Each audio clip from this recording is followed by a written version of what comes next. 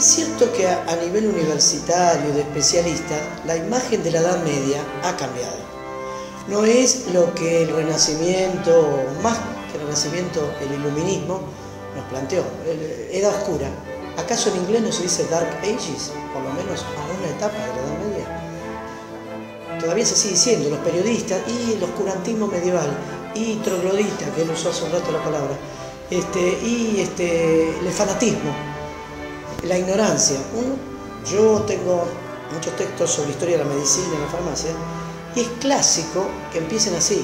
Bueno, la caída del Imperio Romano, se empezó a perder la cultura en Occidente, el griego en la parte occidental de Europa se pierde, la parte oriental, como es el Imperio Romano de Oriente, o sea, el bizantino, sobrevive, la cultura queda, y solamente algunos admiten, la Iglesia, los benedictinos, conservaban la cultura, pero digamos que lo aceptan apenas. Pero donde hay muchos mitos es que Europa recién en el siglo XII o XIII pudo empezar a conocer a muchos de estos autores griegos y latinos antiguos, porque en Occidente se ignoraba el idioma y porque no había nada. Y esto es falso. En la actualidad, en Francia, hace unos años estalló una polémica por una autora que se llama Sylvain Guggenheim, que escribió un libro que se llama en francés Aristóteles en Mont Saint-Michel, que es como una ironía. Ustedes saben que Mont Saint-Michel es esa famosa abadía benedictina que la marea durante el día cubre y parece que fue una isla. Bueno, ahora es un museo. Acá se tradujo al castellano y se llama Aristóteles y el Islam. Esta mujer prueba que en las abadías, muchos siglos antes del famoso siglo XIII, que es el apogeo de la Edad Media, había traducciones. Además, cuando Alfonso VI, rey de Castilla y León, conquista Toledo, instala después la Escuela de Traductores, que no es en Toledo solamente, también va a estar en Burgos, también va a estar en Sevilla, y ahí van a haber sabios de origen judío, cristiano, musulmán, y van a traducir obras de lo que a nosotros nos importa. Por ejemplo, Gerardo de Cremona, sabio italiano pero que estaba en Toledo, traduce a Ptolomeo, el mayor geógrafo de la antigüedad, el Almagesto, traduce obra de Aristóteles. Es mentira que Aristóteles recién en Europa lo conocen en el siglo XIII con San Alberto Magno y en traducciones que venían del árabe. Ojo que las traducciones árabes no son tan buenas. Recién cuando el humanismo en Europa aparece y la filología, los europeos van a hacer traducciones directas del griego mucho mejores que las árabes.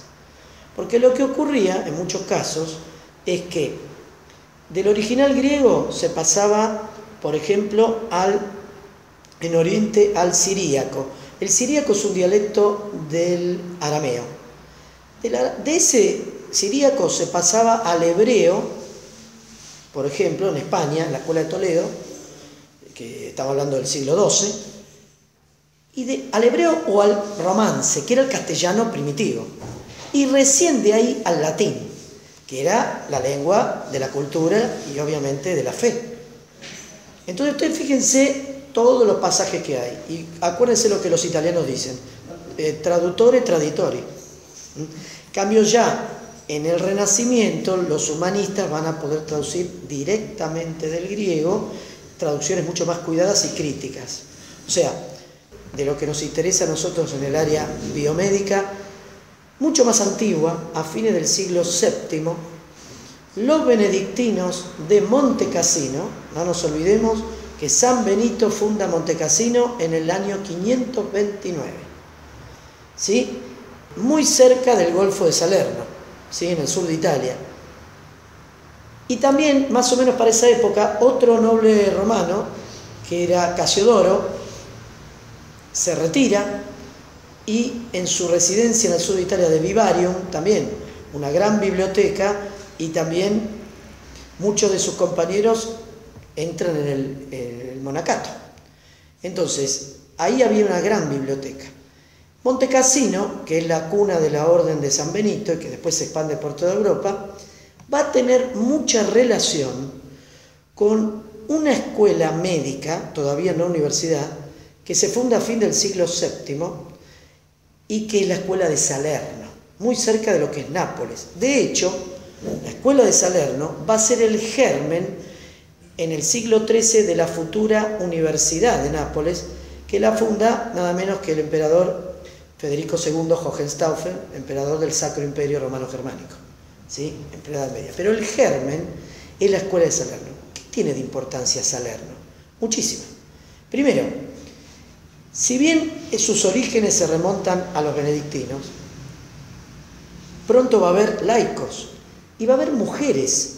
Otro mito, la Edad Media presenta de Hollywood y de la literatura, digamos, la que llega al público, que es una época donde la mujer está encerrada en el castillo, si es noble, o en la aldea, si es aldeana, con un cinturón de castidad, porque el marido se fue a las cruzadas, cocina, tiene hijos y nada más. Bueno, Santa Hildegarda de Bingen, vamos a ver que no es eso.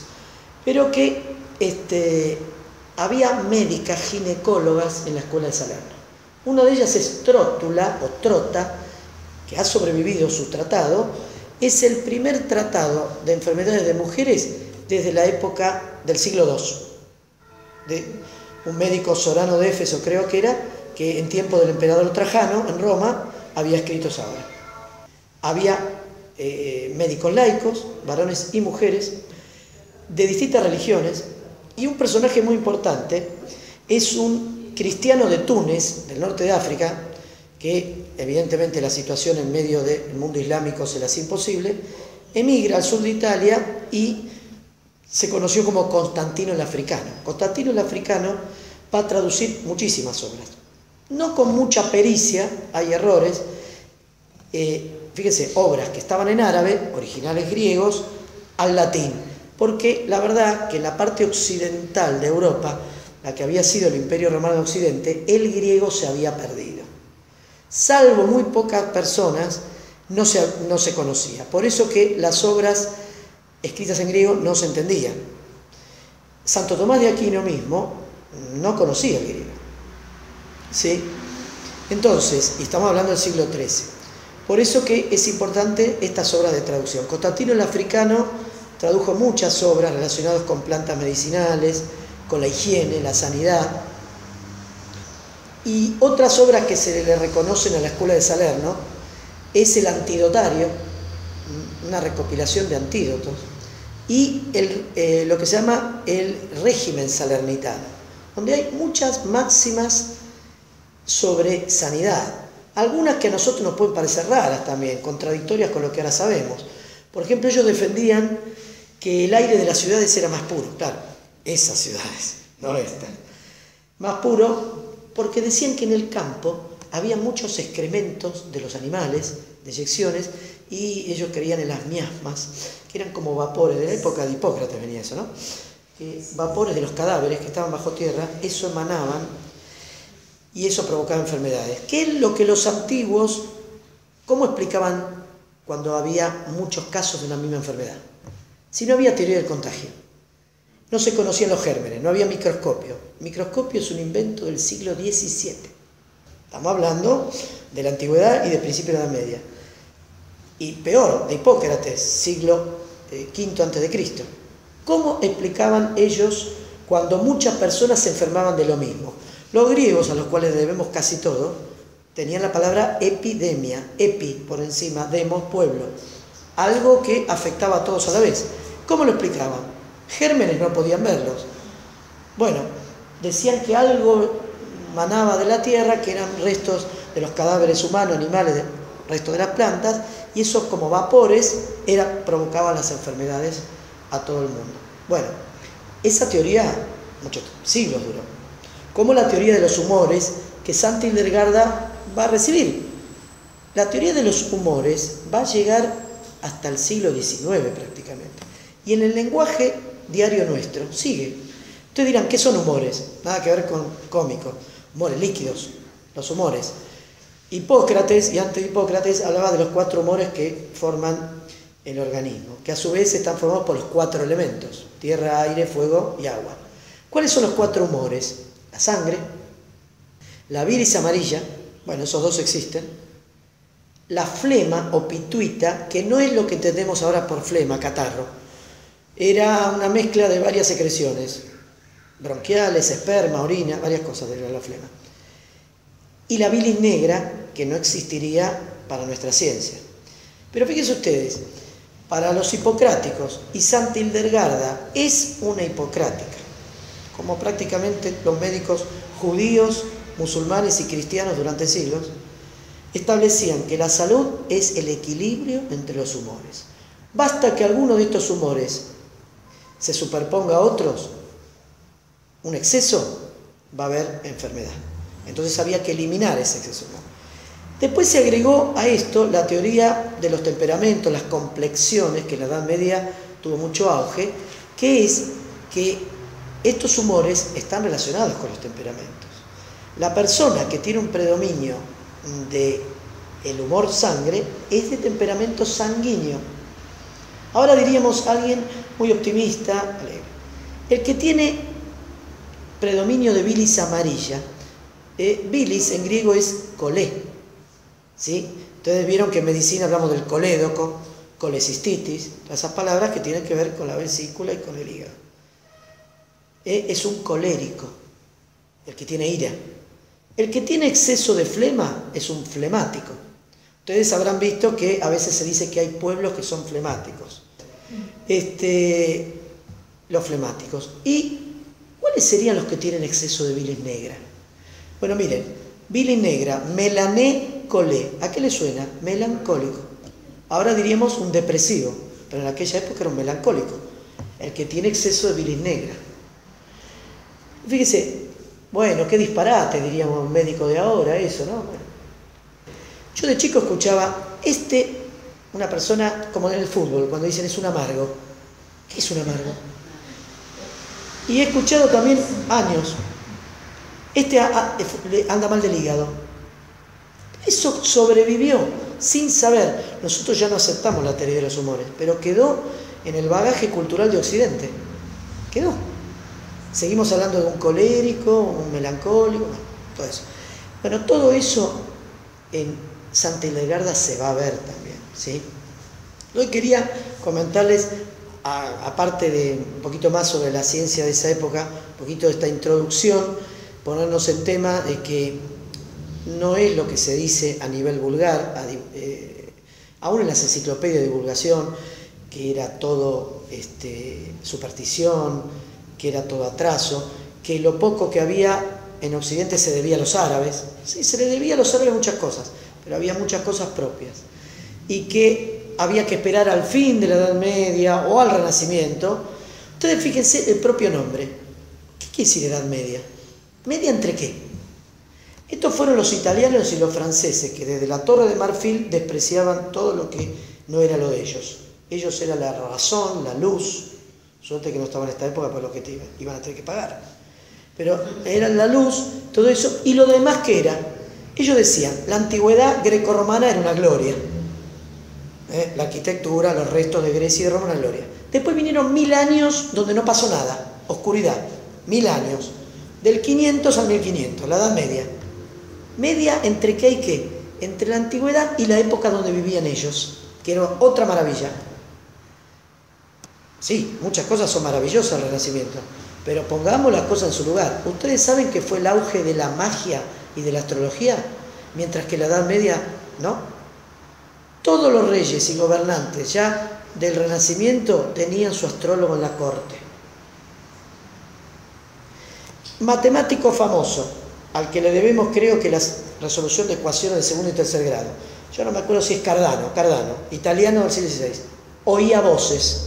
Y no era Santa Juana de Arco, oía voces. Entonces, desmitifiquemos que el Renacimiento es la edad de la razón. No lo es. La edad de la razón es el siglo XVII, que es la revolución científica con la física primero, en el XVIII la química y en el XIX las ciencias naturales. Pero no el XV y el XVI. Sí, maravilloso. Leonardo, Rafael, Donatello y demás tortugas ninja. Pero, sí, todo eso es maravilloso, pero veamos que también era una época de mucha superstición. Y el tema de las brujas. Hagamos una encuesta. La mayoría de la gente que va a pensar que el tema de la brujería y la quema de brujas, ¿cuándo es? Edad Media. Sí. Ustedes saben que en Europa hace unos años se hizo una encuesta en universitarios. ¿Cómo terminó Galileo? Universitario. La mayoría contestó, la iglesia lo quemó en la hoguera. Murió en su cama, mantenido por el Papa, y como gran castigo, rezar 7 salmos penitenciales por semana. Qué castigo, ¿eh? Que lo rezaba la hija que era monja. Pero bueno, la gente le quedó eso. A Galileo lo quemaron, lo torturaron, porque decía que la Tierra giraba en torno al Sol.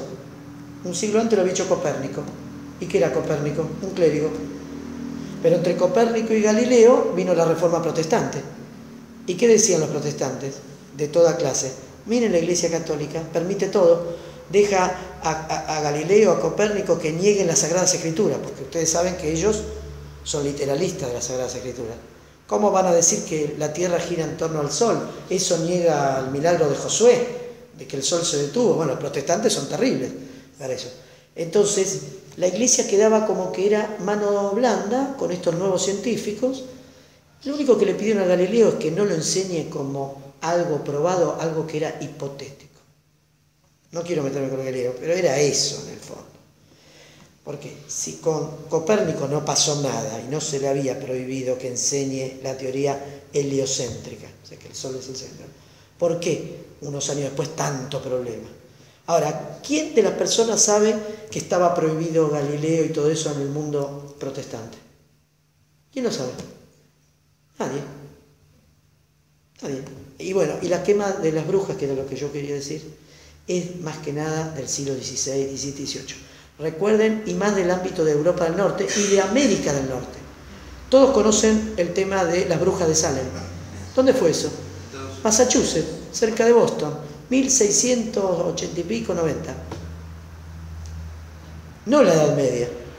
Además, una secta puritana. Puritana que cualquier mujer es una bruja y todo eso. Entonces, hay que poner las cosas en su lugar con el tema de la ciencia y la Edad Media. Algunas cositas nada más, quiero ver.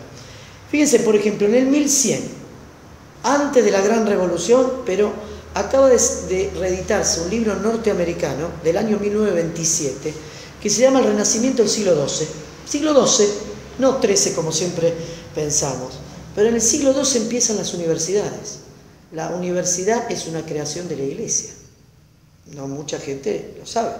Todo empezó en las escuelas monásticas, después en las catedralicias, anexas a la catedral, la universidad, que eran corporaciones, eran gremios de maestros y de estudiantes. Según el derecho en la Edad Media, era una corporación. Se decidían juntarse estudiantes y profesores y creaban una universidad. Después el Papa emitía bulas, las aprobaba, los reyes, todo lo que ustedes quieran. Como universidad, la más antigua es Bolonia, que primero empezó como facultades. Entonces fíjense que París, la más famosa, recién creo que en el 1208 por ahí está la bula de uno de los papas, hay otros posteriores. Otro mito con las universidades.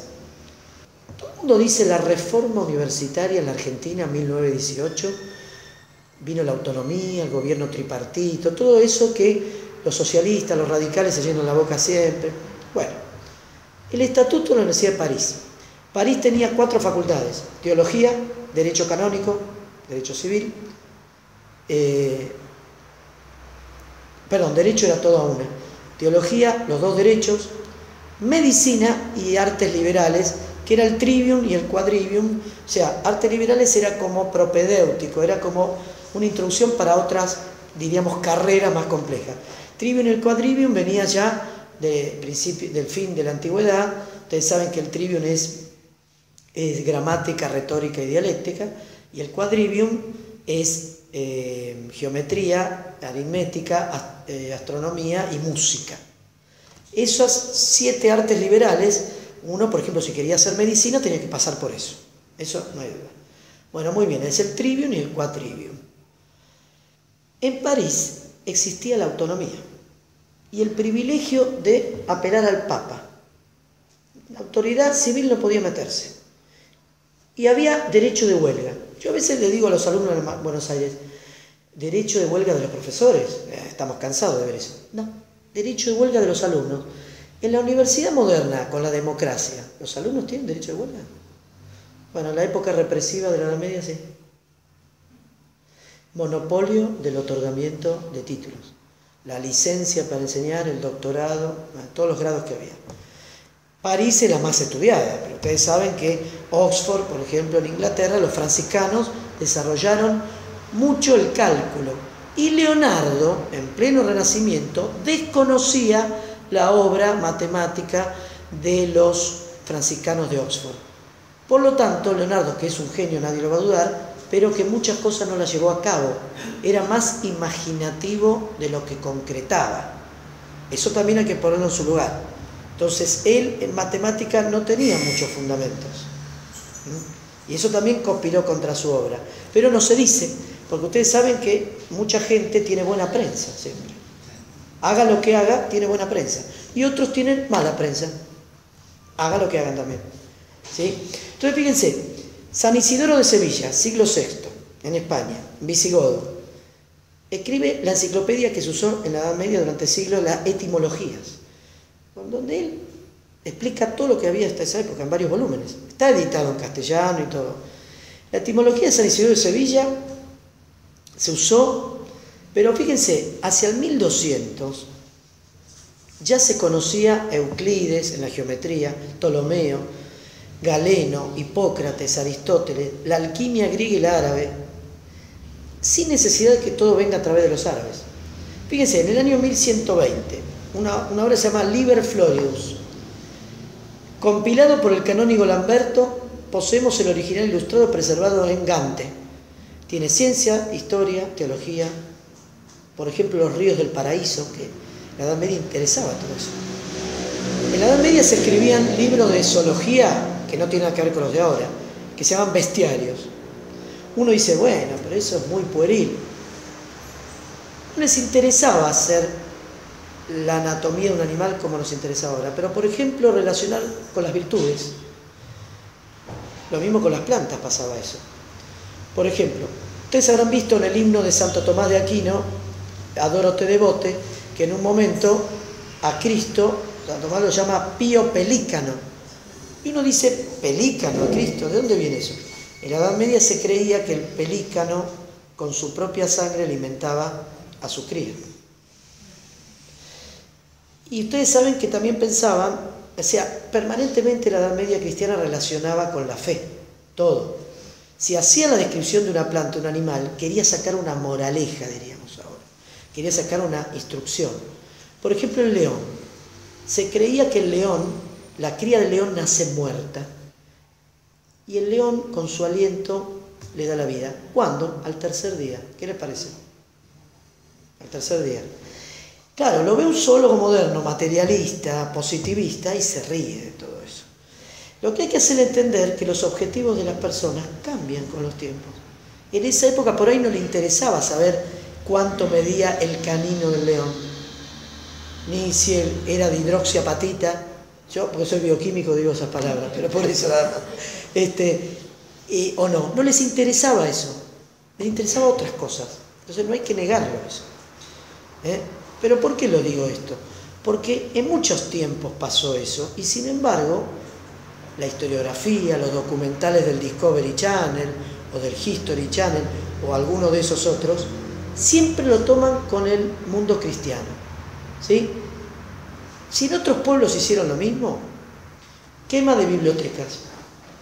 Bueno, Julio César, sin querer, quemó la de Alejandría, pero también los musulmanes quemaron Alejandría. ¿Cuántas veces se dice eso? Acá se quemaron bibliotecas, acá en Argentina. Le quemaron la biblioteca Perón en la residencia que tenía cuando la residencia presidencial era donde ahora es la Biblioteca Nacional. Los ilustrados lo hicieron eso, Es decir, en todas las épocas pasó. ¿Pero por qué se recuerda una solamente? ¿Por qué se recuerda una? Para que la gente deduzca. Esto no querían los libros, querían que el pueblo bruto. Pero cuando se quemó la de Alejandría, se dice que el jefe musulmán dijo, a ver, ¿qué pasó? Lo que se quemó. Los libros esos, ¿decían lo mismo que el Corán? Bueno, entonces sobraban. Y si decían lo contrario, está bien que se hayan quemado. Si un cura, un obispo, un papa hubiera dicho una cosa así, estaría todavía Magdalena Ruiz Guiñazú repudiándolo. Por ejemplo, se me ocurrió ella, ¿no? Hay muchos más. Estarían repudiándolo. Estarían repudiándolo. Es decir, repudios selectivos. O repudiamos todo o no repudiamos nada. Porque sí, hubo barbaries en todas las cosas. Pero pongamos las cosas en su lugar, ¿sí? Voy a decir algunas otras cosas más. Por ejemplo, a mediados del siglo XIII aparece la principal enciclopedia de Vicente de Beauvais, que es un dominico. En el siglo XIII aparecen las órdenes mendicantes, ¿sí? Ya habían crecido las ciudades del siglo anterior, la gran revolución agrícola que hicieron los monjes cistercienses, cultivando las laderas, porque la población estaba creciendo, Europa se estaba recuperando en el siglo XII, había que alimentar a la gente. Y la gente estaba emigrando del campo a las ciudades, nuevas necesidades. Ya no bastaban las abadías benedictinas en medio del campo. Tenía que haber un clero para las ciudades. Los gremios, las corporaciones que se separaban en barrios. Entonces aparecieron los franciscanos, los dominicos y otros. Entonces, este Vicente de Beauvais es un dominico. Nos dice que el número de libros que circulaban es demasiado amplio para el lector. Entonces él compila 3 categorías: speculum naturales, speculum doctrinales, speculum historiales. Y utiliza las fuentes tradicionales, pero ya está utilizando autores de la época de él. Por ejemplo, Adelardo de Bath, que es un benedictino inglés, Bath, ¿no? La ciudad de los baños, que la habían fundado los romanos. Ahora, mayor calidad, San Alberto Magno, el maestro de Santo Tomás de Aquino, que ya él se atreve a discutir a Aristóteles, porque otro mito. No, primero Aristóteles la Iglesia lo condena porque habla de que el mundo es eterno, no lo quiere aceptar y después se enamora, nos dicen, ¿no? Con Santo Tomás. Entonces Aristóteles indiscutible durante siglos. San Alberto Magno es anterior, nace 25 años antes que Santo Tomás, en el 1200, y muere 8 o 6 años después de Santo Tomás. Se atreve a disentir con Aristóteles. Fíjense ustedes que Galeno, médico griego, pero que actuó en Roma, bajo Marco Aurelio y bajo Cómodo, y no sé qué otro emperador, creo que bajo 3 emperadores, Galeno, el mayor médico de la antigüedad, anatomista, tiene varios errores propios de la época. Galeno dice que el tabique entre los 2 ventrículos tiene poros que él no podía ver, pero que la sangre se mezclaba. ¿Cuándo se demostró que eso es falso? Recién en el siglo XVII. Galeno también decía que teníamos acá una red de nervios y arterias que refrescaban la sangre que llegaba al cerebro. Le llamó la red admirable. Eso no existe. Pero ¿qué pasaba? En tiempo de Galeno estaba prohibida la disección de cadáveres. En tiempo de Hipócrates, 6 siglos antes, se podía. Ahora, ¿quién gobernaba en ese momento en Roma cuando, en la época de Galeno, Galeno es entre el 130 y el 200 después de Cristo, trabajaba? Hacía disecciones de cerdos y de monos macacos. Por eso que hay muchos errores también. Estaba el paganismo, no estaba el cristianismo en Roma todavía. Había cristianos, pero el imperio era pagano y prohibía la disección. Sin embargo, van a ver en todas partes que en la Edad Media les van a decir: y la anatomía no se desarrollaba porque la Iglesia prohibía la disección de cadáveres. Tenemos testimonios que en Italia se hacían disecciones de cadáveres en plena Edad Media de ajusticiados que se les prestaba a las universidades. Bolonia, que tenía medicina, aunque su tradición más bien es jurídica, porque los médicos que estaban en Bolonia emigraron a Montpellier, en el sur de Francia, donde hay una gran escuela médica, sería la posterior a la que hoy yo les hablé de Salerno, la más antigua. Un tal Mondino de Luzzi, por ejemplo, en el siglo XIV hacía disecciones de cadáveres. De manera que el tema de la disección de cadáveres humanos fluctuó en la historia, fluctuó. Es decir, hubo épocas que se permitía y épocas que no. Con paganos, con cristianos, con musulmanes. Es decir, no se debe a una religión la prohibición. Pero la perfidia que tienen muchos textos y muchos documentales hace que induzcan a la población a decir: mirá, se tuvo que llegar al siglo XVI para que venga Vesalio, el gran médico de Carlos V, que es el que renovó la anatomía, y antes no pasaba nada. Otra mentira. Miren lo que decía San Alberto Magno: la ciencia natural no consiste en aceptar únicamente lo que nos dicen, sino la investigación de las causas de los fenómenos naturales. También nos dicen que eran crédulos, que los medievales aceptaban lo que venía, porque si lo dice la Biblia, si lo dice el Papa, si lo dice tal, no se discutía nada. San Alberto Magno no decía eso, decía todo lo contrario, el empirismo, comprobarlo con la experiencia, ¿sí? Y estamos hablando de fin del siglo XII, siglo XIII, sí, tampoco es esa cosa que nos ven. Algunos ejemplos. Por ejemplo, el grifo es un animal mítico, ¿no? Lo nombra un autor que se llama Bartolomé el Inglés. Y dice, es una criatura mítica cuya existencia no soportan ni los experimentos de los filósofos, ni los argumentos de la filosofía. Puede ser que filosofía no es como lo entendemos ahora. Por ejemplo, San Alberto dice, niega la leyenda del pelícano que cura su vástago con su propia sangre. Fíjese lo que yo le decía del himno Adoro te devote. Después de enumerar los remedios para las enfermedades de los halcones, porque San Alberto estudió mucho el tema de los halcones, porque acuérdense que estaba de moda la cetrería, los reyes cazaban con los halcones, ¿no? Entonces, dice San Alberto, estos son los remedios probados por los sabios, que se mencionan para los halcones, ¿sí? Pero el halconero sagaz experimentará, añadirá o eliminará de esta lista las sustancias que le parezcan más beneficiosas para la salud de sus pájaros, pues la experiencia es la mejor maestra en todos los temas. Fíjense, en 1145 un inglés, Roberto de Chester, traduce del árabe al latín la obra de un árabe, Al-Khwarazmi, álgebra. La palabra álgebra árabe viene de este nombre, Al-Khwarazmi. Los números arábigos surgen en este siglo, posiblemente mediante operaciones comerciales. En 1202, Liber Abaci, de Leonardo de Pisa, no confunda, no es Leonardo da Vinci, ¿no?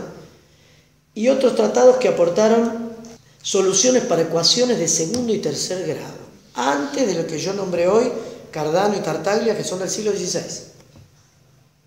Walger de Malvern, inglés, empezó a contar grados, minutos y segundos según lo aprendió de un español llamado Pedro Alfonso.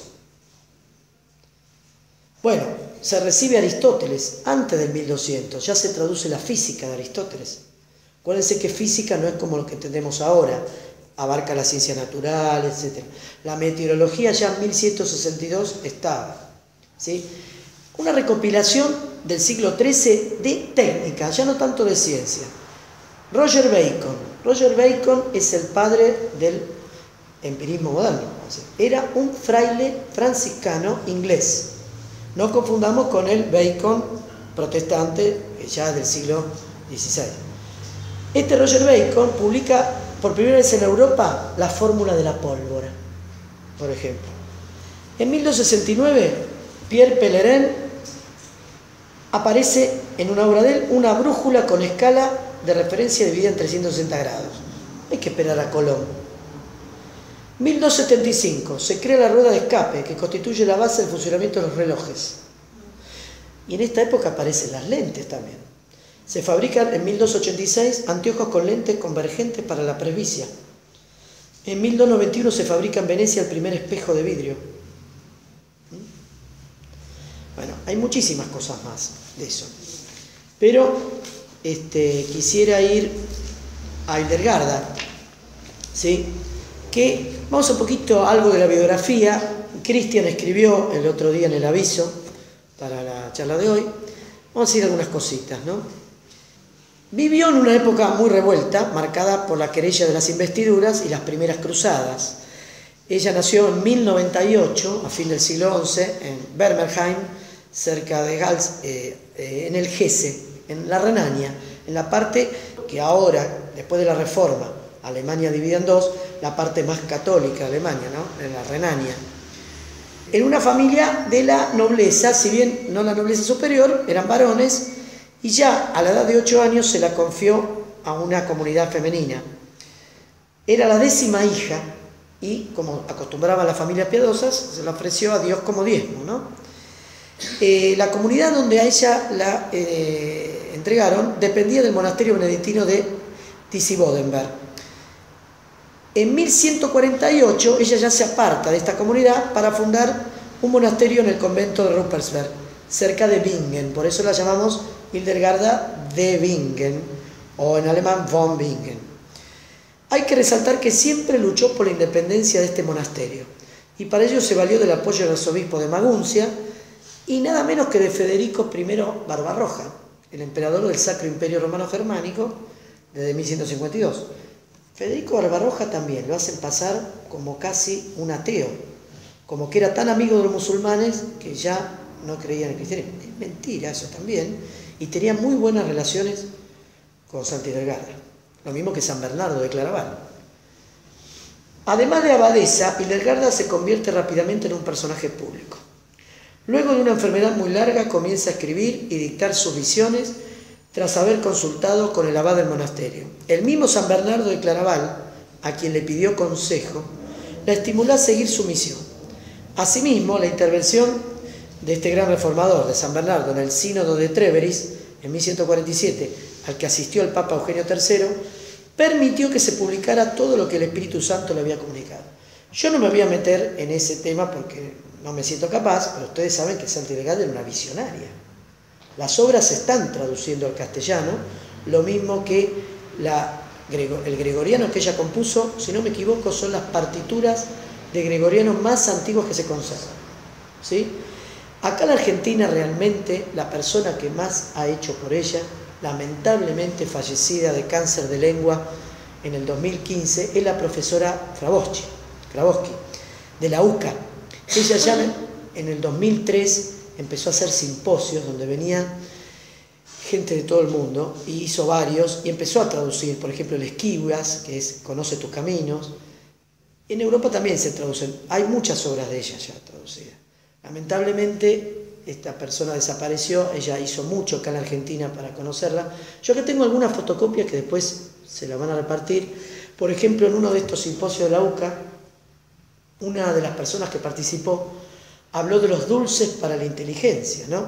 Como Santa Hildegarda era muy versada en plantas medicinales y en piedras preciosas y semipreciosas, ella también dio recetas que están traducidas a las unidades nuestras, ¿no? Porque las de la Edad Media nos cuestan. Los famosos dulces de la inteligencia para mejorar la memoria. Así que acá están, si las quieren hacer, unos bizcochitos. Yo los he comido muchas veces, son muy buenos. No son dietéticos, pero y tienen manteca, tienen un montón de cosas. Pero si acá, si querés, Cristian, para el invierno está muy bien. Gracias. Hildegarda mantiene correspondencia con los grandes personajes, y acá también hay, pero estos son de plantas medicinales. Mantiene correspondencia con los grandes personajes de su época. Se puede decir que nunca se calla ni se contiene cuando observa una conducta indigna. También se ha dicho siempre que la mujer en la iglesia se debe callar. Sí, San Pablo dice, y es cierto, una cosa es predicar en una misa, que debe ser, y otra cosa es que no tenga opinión. Hildegarda la consultaban santos y papas. Una mujer medieval. No estaba encerrada en la cocina con el cinturón de castidad, ¿no? Realiza 4 viajes de predicación a Franconia, Lorena, Suabia y a lo largo del Rin. La vida de Hildegarda fue redactada por los monjes Godofredo, preboste del convento de Ruppersberg, y bueno, y otros. Están las citas. Ustedes saben que la obra de ella está en la patrología latina. Así como está la patrología griega, todos los padres de la iglesia griegos, está la patrología latina. Y ella figura en la patrología latina, ¿sí? Toda su vida estuvo marcada por la enfermedad. Un autor moderno, Dronke, afirma, desde el día de su nacimiento esta mujer vive encerrada en las enfermedades como en una red, de tal forma que su médula, sus venas y su carne son continuamente torturadas por los dolores. Otra autora moderna, Barbara Newman, sostiene que al menos sus crónicas en el siglo XIII de Alemania, Francia e Inglaterra se refieren a Hildegarda como Santa Hildegarda. Y ya por entonces la iconografía la representaba como santa. Entonces fíjense que siempre hubo un equívoco con esto. Mucha gente decía, Santa Hildegarda, otros santorales no. La orden benedictina tenía permiso para la veneración. pero nunca había habido una canonización en regla, ¿sí?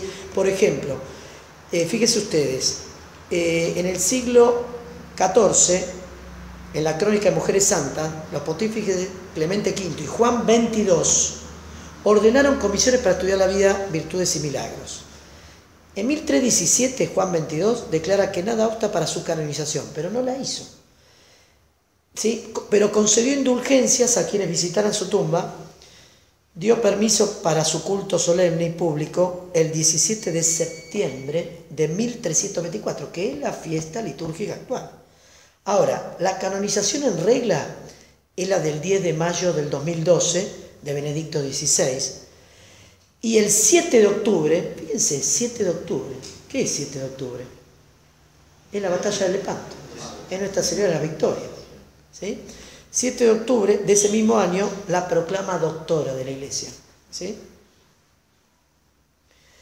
Entonces, en 1584 ya su nombre figuraba en el Martirologio Romano del cardenal Baronio, que promulgado por el Papa Gregorio XIII. A partir de entonces su culto en Alemania se hizo público, con iglesias consagradas, celebración de festividad, oficio propio. Pero recién en 1916 el calendario benedictino inscribe la festividad de Santa Hildegarda como memoria. Pero, ¿cuál sería la relación de Hildegarda con la medicina y la farmacia? Una gran medievalista francesa que seguramente muchos conocen, Regine Pernoud, que tiene una biografía de Santa Hildegarda, refiere que el interés por la medicina y su práctica no era extraño a las preocupaciones, no de ella, de una abadesa benedictina del siglo XII, pues formaba parte de sus responsabilidades al frente del monasterio el cuidado de la salud de quienes estaban a su cargo. Recuerden que ya desde el principio de la Edad Media los monasterios tenían sus huertos con plantas medicinales de una cantidad enorme. La más importante era la salvia, que era como una panacea. Pero siempre había un monje que era el infirmarius, que era el que estaba encargado del cultivo de todos estos huertos medicinales.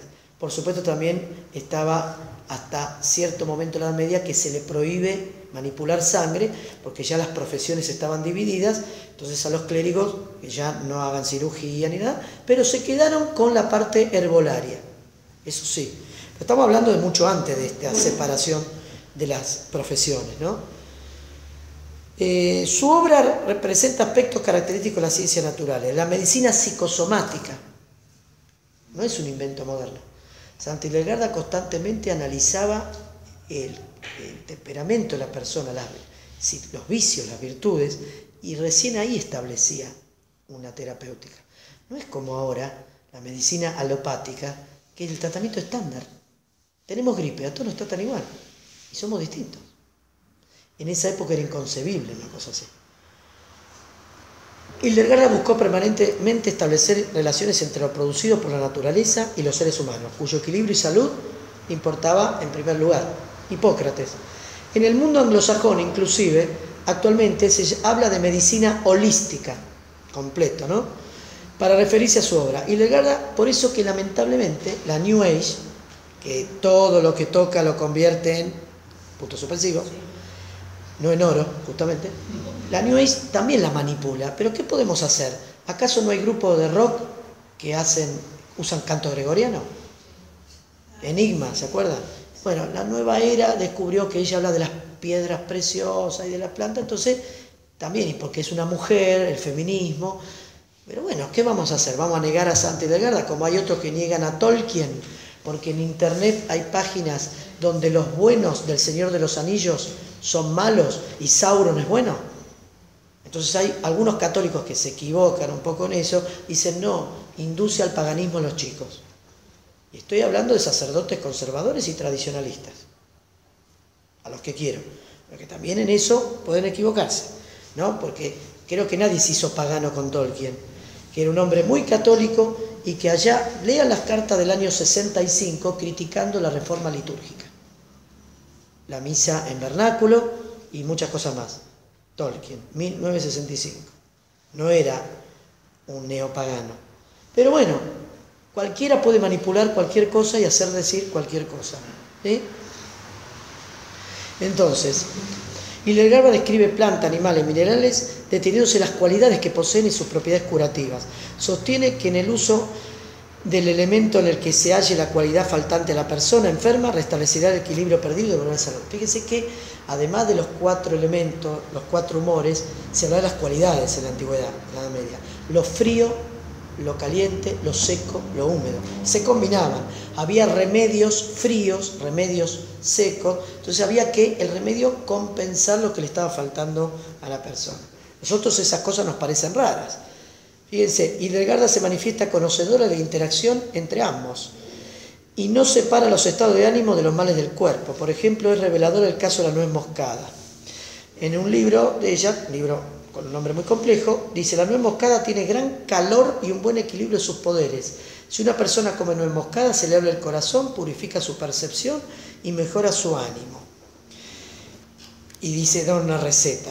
Hay un médico muy importante, la obra está traducida, Hertzka, creo que son checos, que están tratando actualmente a la gente con las recetas de Hildegarda. Comenta que los dulces, eso que yo le dije de la inteligencia, y lo recomienda para la falta de concentración, sobre todo en los jóvenes. Depresión, mal humor, ¿sí? Bueno, otras recetas más. Se la considera, dice, por ejemplo, en caso de cólera, proponía poner bajo la nariz de la persona afectada una mezcla donde hay rosa, salvia en distintas proporciones. Para muchos esto puede considerarse un tipo de aromoterapia y también musicoterapia. Miren este concepto. El concepto fundamental en la medicina de Hildegarda es el de viriditas. ¿Cómo se traduce esto? Es una palabra latina, pero no del latín clásico. Creo que la inventó ella, en el sentido así. Fuerza vital, fecundidad, el verdor, la lozanía. Hay muchas traducciones. Yo quería hacer hincapié de eso porque hay cosas muy interesantes. Van a ver cómo ella relaciona ese tema. Potencia para reverdecer. Eso está en la naturaleza. Una semilla tiene potencia para reverdecer. Tiene viriditas con B corta. Es la energía de la vida que proviene de Dios. El poder de la juventud, el poder germinante de la semilla, la capacidad, ahora diríamos nosotros, de división de las células. En esa época no se sabía que existían las células. El poder de regeneración, el frescor, la creatividad. ¿Cómo llamaba a la Santísima Virgen María? Viridísima Virgo, por ejemplo. Expresa que si el agua y la sangre disminuyen en los ojos del ser humano, nosotros diríamos el humor vítreo, el humor acuoso, ¿no? A causa de la edad avanzada o alguna enfermedad, debe ir a pasearse a prados de hierba verde y mirarlo largo tiempo hasta que sus ojos se humedezcan, como si virtieran lágrimas, porque el verdor de la hierba elimina lo que turba los ojos y los vuelve puros y claros. Bueno, uno dice, pero qué verso esto, vaya el oculista. Miren esto, nosotros sabemos actualmente, con la física, que el ojo acomoda a 30 metros. Esa distancia no es fácil de encontrar habitualmente en una ciudad. Por eso que en un día en el campo, entre prados, puede ayudar a la vista. ¿Cómo sabía ella? Ella no fue a la universidad. Todas esas universidades que yo nombré hoy, ella no iba. ¿No tenemos que aceptar que hay un conocimiento que no depende de los libros? Y que en este caso es infuso. Es probable que esta mujer haya tenido conocimientos que no los aprendió en los libros. Y no sé cuántos libros en una abadía del norte de Alemania en el siglo XII, ¿no? Porque no era Salerno, ni Toledo, ni París, ni Oxford. También hay que destacar que muchos de los productos de los que habla Hildegarda han desaparecido en Europa a causa del rendimiento insuficiente. ¿Para quién rendimiento insuficiente? Para esa doctrina que le gusta a Grondona. ¿Vieron? El mercado, el libre cambio. La suma de egoísmos va a dar la virtud. La mano invisible del mercado. ¿Se acuerdan? ¿No les suena todo eso? Entonces, fíjense eso. ¿Ustedes comieron risotto alguna vez? ¿Le pusieron azafrán? ¿De dónde viene? De España. Bueno, en tiempo de Santa Hildegarda venía de Inglaterra.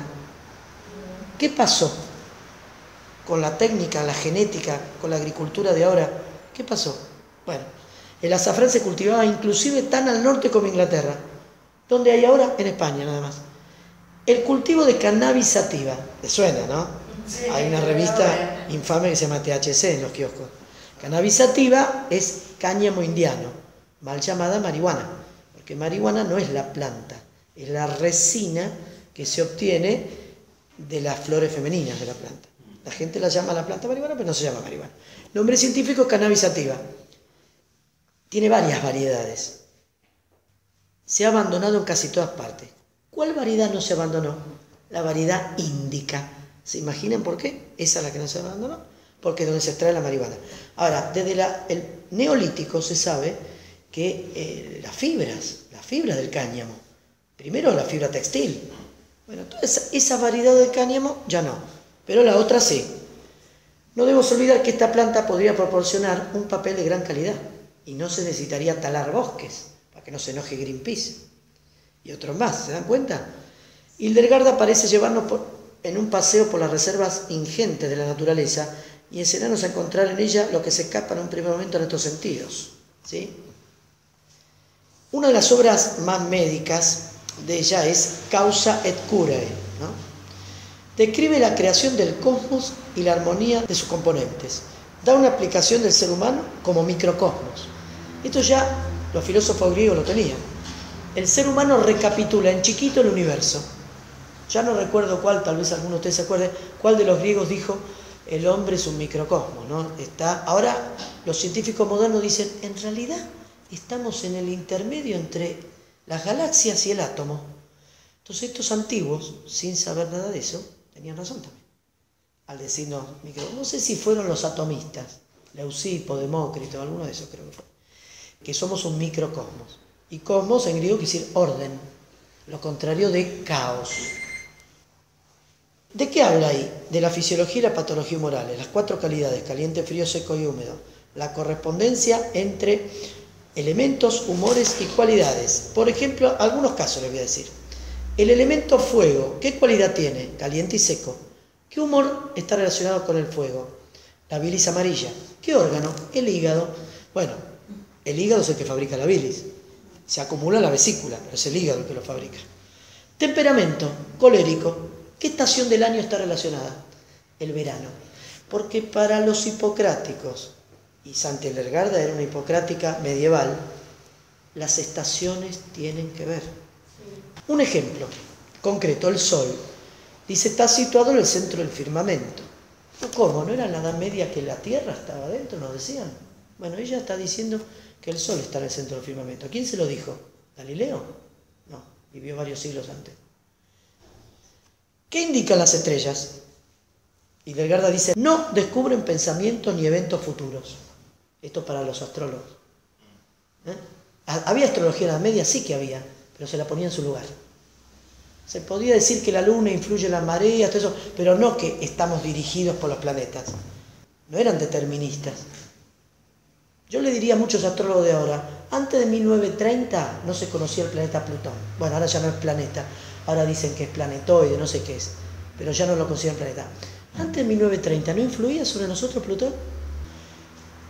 No descubren pensamientos ni eventos futuros, dice ella, las estrellas. A veces muestran signos. Fueron creadas para brillar y ayudar al hombre. Adán. ¿Qué dice de Adán? De la crisis en el Edén resultó el desequilibrio humoral, dice ella, ya del pecado original. La pérdida del paraíso hizo que Adán reaccionara con tristeza, desesperanza y enojo. La melancolía afecta cuerpo y alma. Miren, discúlpenme la digresión que voy a hacer ahora, pero todos sabemos que la depresión, como se dice ahora, afecta al sistema inmunitario. La gente comúnmente dice, de 2 personas, este quiso vivir, mirá el ánimo que tiene, y eso contribuye a su salud. Eso la gente lo conoce experimentalmente desde hace mucho tiempo. Pero la ciencia moderna llega a confirmar todo eso. Nosotros tenemos unas células que son un tipo de glóbulo blanco que se llaman asesinas naturales. En inglés dicen natural killer. Esas células viajan por todo el cuerpo y lo que buscan es que aparezca un tumor o un virus y lo atacan. Muchas veces ganan, muchas veces pierden, si no, no habría cáncer. Bueno, ¿a qué quiero llegar con esto? Algunos sospechaban que las personas que están sometidas al estrés, y el estrés prolongado es patológico, el estrés moderado es normal, es una reacción del organismo que nos prepara para enfrentar o escapar. Si no podemos enfrentar, nos escapamos. Ese es el estrés moderado. Pero el estrés continuo de la vida moderna, de la ciudad, ese es patológico porque hace que secretemos una hormona que se llama cortisol, que a lo largo del día sube a la mañana temprano, pero cuando nos vamos a acostar tiene que estar baja. En cambio, cuando uno está estresado, verdaderamente estresado, esto no baja y sube. Y esto va a provocar hipertensión, aumento de las grasas, azúcares, de todo, por el cortisol, que es la hormona del estrés, y otras cosas más.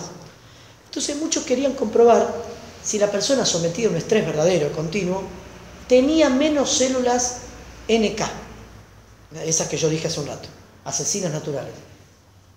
Bueno, ¿saben qué buscaron? En la guerra de los Balcanes, en la década del 90, la población de Sarajevo estaba sometida a francotiradores que de las montañas se distraían tirándole a la gente que salía a hacer las compras. Era una guerra civil tremenda, porque no eran dos ejércitos, sí había ejércitos que se enfrentaban, pero también pasaba esto.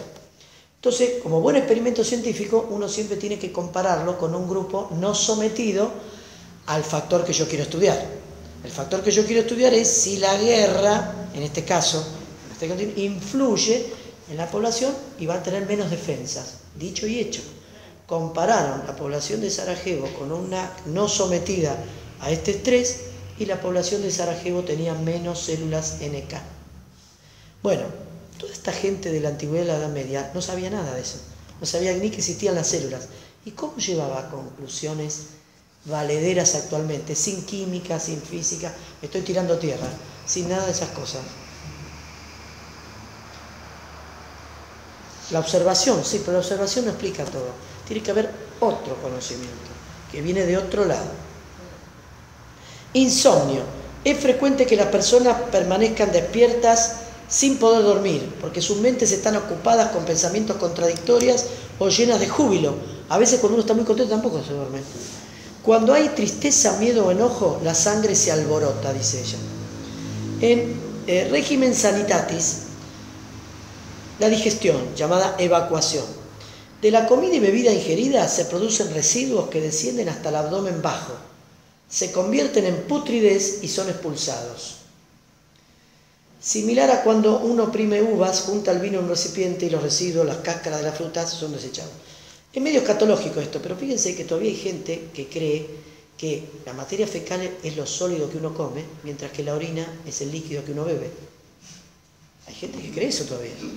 Y Lergerda dice, la comida y la bebida ingerida, de la comida y bebida ingerida se producen residuos que descienden hasta el abdomen bajo. Es decir, la orina es la sangre filtrada, eso es nada más.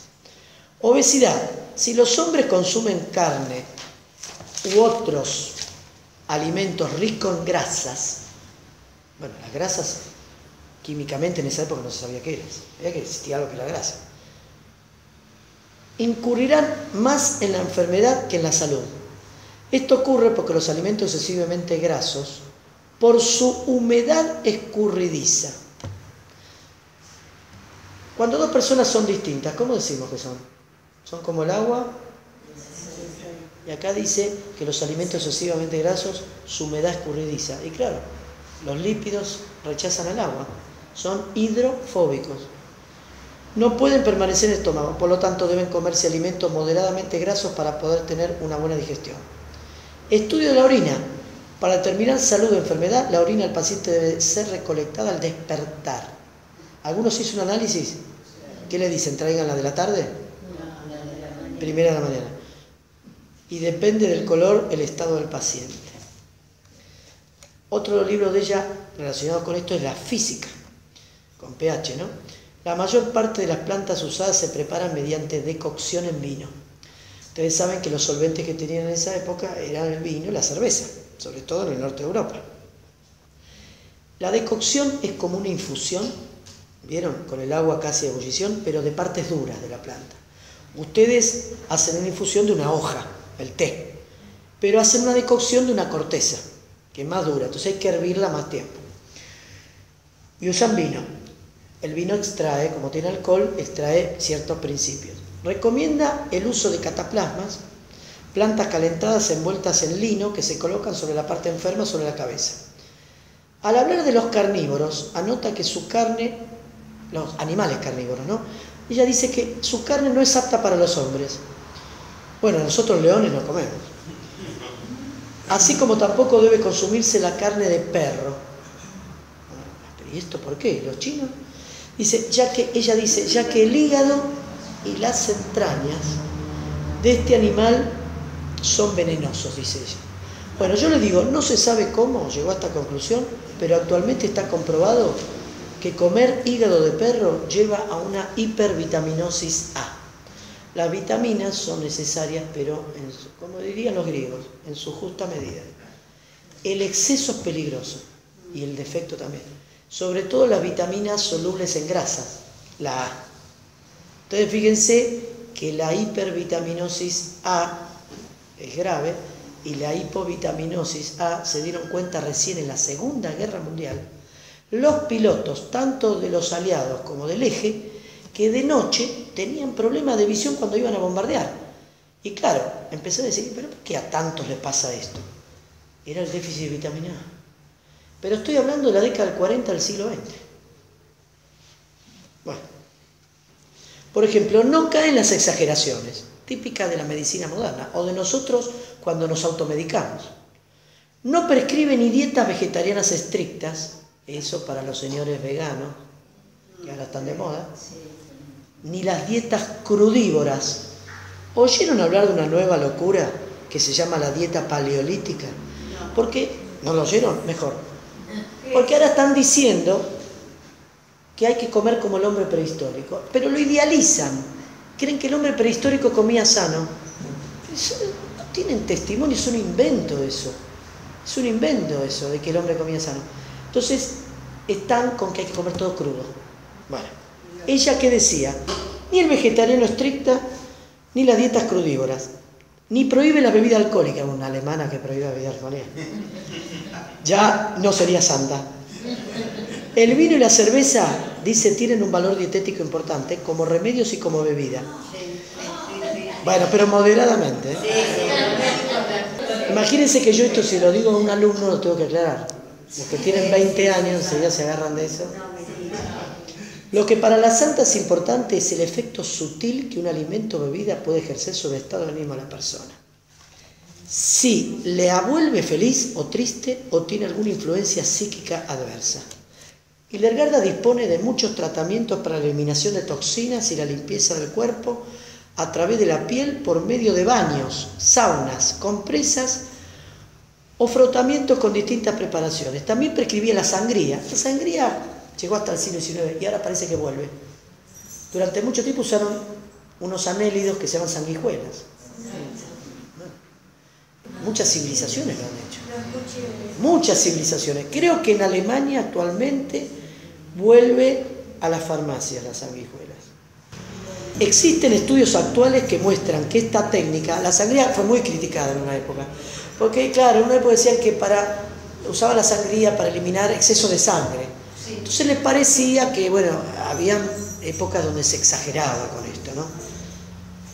Pero dice que aplicada debidamente es capaz de prevenir ataques cardíacos, sobre todo las personas que tienen tendencia a aumentar la viscosidad de la sangre, ¿no? A la trombosis, diríamos ahora. La sangre se estanca y forma coágulos.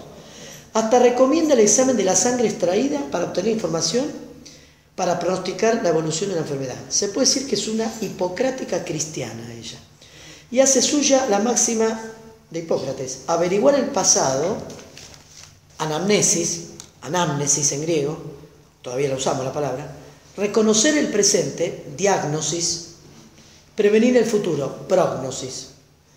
Otra técnica que aplica es la escarificación, con aplicación de ventosas. Otro hallazgo es que el calor irradiado por determinados tipos de madera, al quemarse, se puede emplear con fines terapéuticos. Se dice quemar madera de olmo y luego dar masajes en los riñones resulta efectivo en el tratamiento de las afecciones nerviosas y de la hipertensión. Se pueden obtener muchos indicios sobre la evolución probable del estado de salud de una persona observando aspecto de los ojos, ventanas del alma, decía, color de la piel, sonido de la voz, y estados de ánimo. Bueno, hay muchas más cosas, pero siendo las 10:15 no quiero ya más aburrirlos. Esto es una pequeña introducción de la parte relacionada, por así decir, con la medicina. Obviamente que lo más importante de ella es el tema de las visiones. Y eso va a dar para una persona más especializada. Pero son muy recomendables las obras de ella. Se consiguen la música gregoriana de ella, la Sinfonía de las Virtudes, el Orden de las Virtudes, Ordo Virtutem. Lo han editado muchos sellos. Y bueno, en internet debe estar.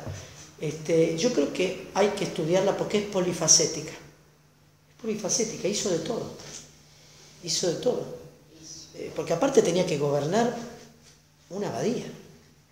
La película esa que hicieron los alemanes hace unos años, ambigua, en algunas escenas no me convence. Está muy bien la parte que ella recomienda a las plantas porque no mienten ahí. Dicen los nombres bastante bien. Se llama Visión, si no me equivoco. Pero hay una parte cuando se quiere ir una de las monjas de ese, y hay una escena que yo creo que es una concesión a la época moderna, se puede interpretar mal, como de celos. Es como la película de Alejandro Magno, mayor conquistador de la antigüedad. Muestran 2 batallas y la mayor parte de la película son hombres que se están abrazando. Bueno, y esa es la tendencia en muchas películas. Por eso lo que vos dijiste hoy de, ¿cómo es? La de los Japón, la que dijiste hoy. Silencio. Va a haber siempre concesiones a la época actual, a quedar bien con la mentalidad actual. Y los que no hacen eso, tipo Mel Gibson, ya saben dónde terminan. Las películas de ahora, aún las buenas, tienen concesiones. Si ustedes vieron las de la Guerra Civil Española, la de los dominicos que fusilaron, la de los claretianos, toda esa, alguna concesión siempre hay, ¿no? O los ponen como ecuménicos antes de hora. En el 36 no había ecumaníacos, no había. Entonces, pero son pequeñas concesiones para que las aprueben.